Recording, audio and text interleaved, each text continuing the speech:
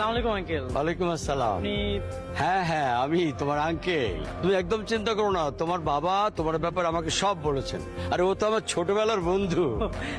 এসো এসো এসো। হ্যাঁ হ্যাঁ, তুই নিশ্চিন্তে ছেলেকে পাঠিয়ে দে।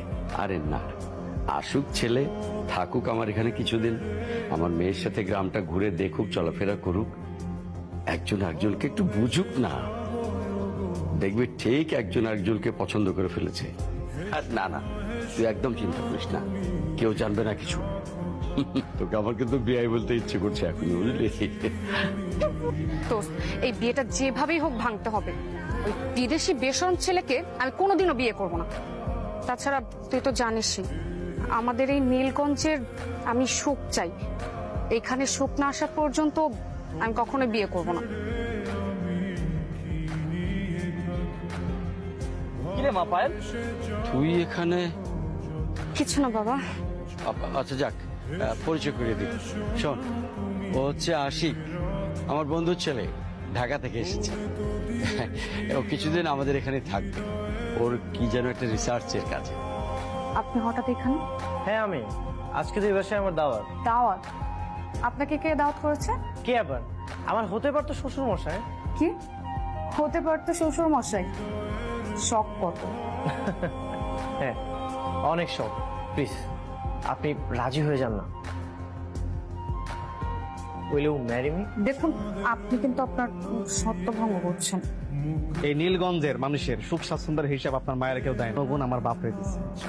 আমার বাপরে কামটা ঠিকঠাক মতো করতে দেয়, বুঝছেন? কি করবেন আপনি তা না হলে? বাই। মায়া মানুষ মায়া মানুষের মতো থাকে, পুরুষ মানুষ হইতে যায় না।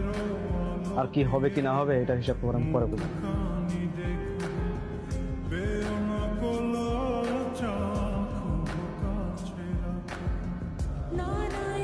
নীলগঞ্জের চেহারাটাই বদলাই গেছে। এটা মোটেও অসাধারণ কিছু না, এটা খুব সিম্পল একটা আইডিয়া। এবার দেশে এসে একটা জিনিস আমি বুঝতে পারলাম, এদেশের মানুষ নিজ থেকে নতুন কিছু করার উদ্যোগ নিতে চায় না।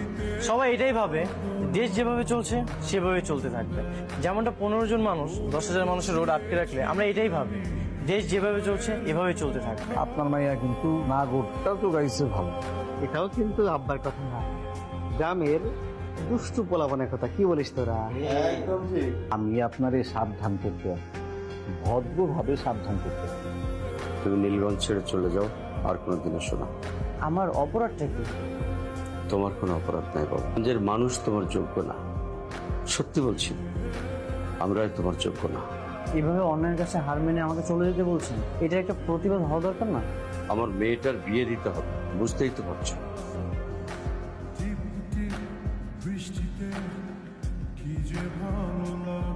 আরে আশিক ভাই, আপনি চলে যেতেছেন নাকি? হ্যাঁ। পরিচয় করে দিই, এই আমার বউ, আর এই আমার বাচ্চা। উনি আপনার ওয়াইফ, ও আপনার বাচ্চা মানে? কেন?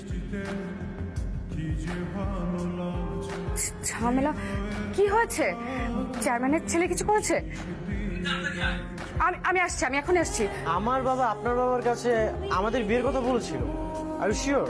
হ্যাঁ, আমি নিজ কানে শুনেছি। ভুল শুনছিস, ভুল শুনেছিস, তুই ভেজাল বাঁধিয়ে দিয়েছিস। আরে ও তো আমার বন্ধু আজিজ, যার সঙ্গে কথা বলছিলাম।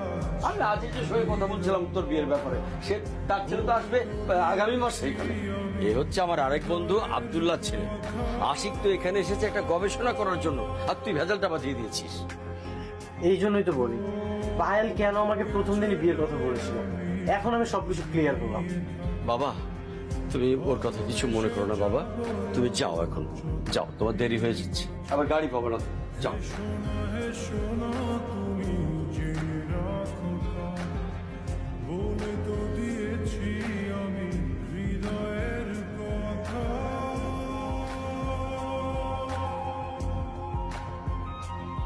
আপনি?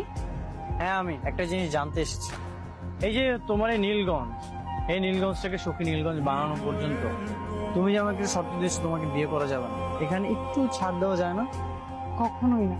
তাহলে তো আর কোনো উপায় নেই, এই নীলগঞ্জটাকে সুখী নীলগঞ্জ বানিয়ে তারপরে বিয়েটা করতে হবে যত দ্রুত সম্ভব, তাই তো?